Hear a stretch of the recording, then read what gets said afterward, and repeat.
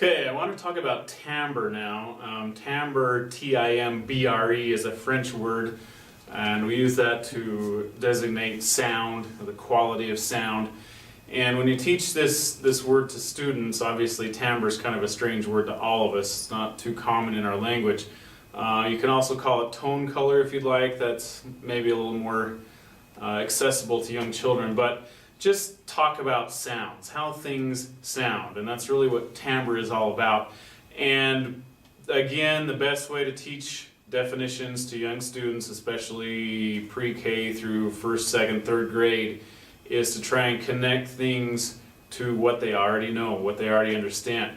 So what I like to do when I start talking about timbre is I have the students close their eyes, and then I'll do some different sounds, clap, have them close their eyes or turn around even and do some different sounds, just snap, pat your knee, things that they've heard before and sounds that are common to them. And they should be able to tell you, most of them, what those sounds are without even being able to see them. And so then you can correlate, okay, why does a clap sound different than a snap? How do you know the difference without even seeing what I'm doing? And try and help them understand that things have different sounds. Our ears hear different sounds when we do different things. If I stomp my foot, that's a different sound.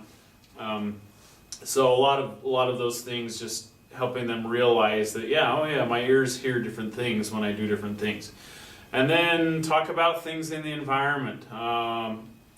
What is the sound of a cat compared to the sound of a dog, or the sound of a lion, or the sound of an elephant? And maybe have them do those sounds with you. Of course, children like to do animal sounds, and so have them differentiate between animals. You can talk about maybe different tools. What's the sound of a hammer hitting something? What's the sound of a jackhammer? What's the sound of a saw? There's so many different ways of talking about timbre. And obviously, if you want to, you can bring in recordings of these things and help them to see that.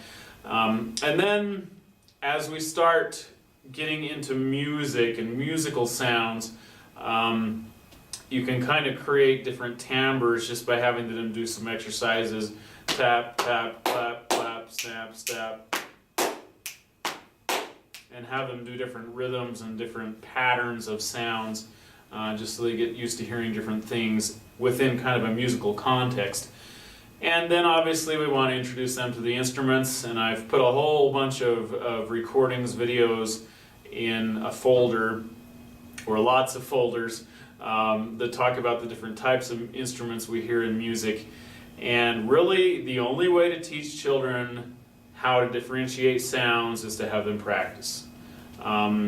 If I have access to instruments that I can play, I'll bring those in. If I have a piano, if I have a guitar, obviously we'll be using recorders and things like that. Or if you have a high school, middle school close by, see if you can recruit some students from their band or their orchestra or both, or their guitar class or whatever, and have them come in and show off their instruments. Let the students hear what a trumpet sounds like, what a flute sounds like. And some of these things they've already heard before. Maybe their older brothers and sisters have taken band or orchestra. And so it's not too hard to connect those things, but you'll have to go for outside resources if you want to use something other than recordings. But recordings work fine, and there's just a plethora of videos out there on YouTube with the different instruments.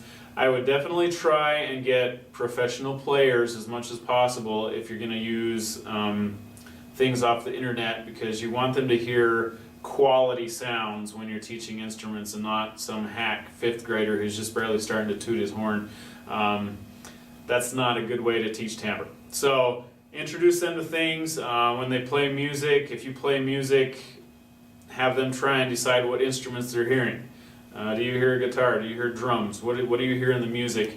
And have them start trying to analyze things as they listen so they can hear those different sounds. And just practice with them. Turn on something and let them watch it and say, okay, this is a flute. And then a day or two later, turn on another something with flute that they can't see, and see if they can hear that flute sound. So this is going to be years-long practice to get these instruments down. And if you have the option of going to a band concert or orchestra concert or whatever, take those things, because that'll help the students learn about timbre a lot more quickly if they can see and hear those things in a live setting.